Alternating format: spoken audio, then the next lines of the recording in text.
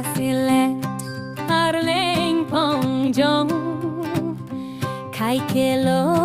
chot bangarong hor kejun doma kemong ho arni pusi kapatong klem klelo akai arjon arni si takameson hor kejun si peng pong long Casilet arleng pong jong kai kelo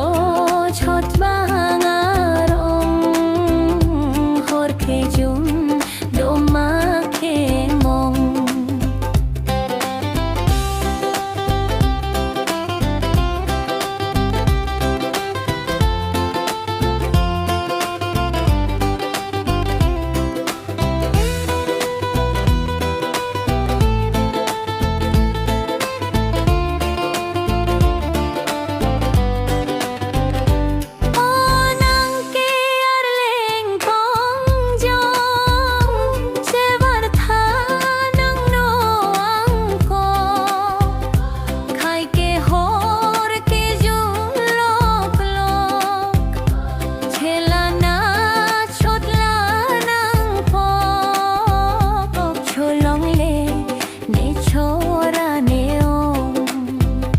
Casilet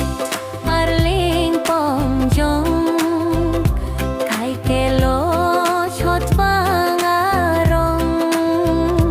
hor kejun doma kemong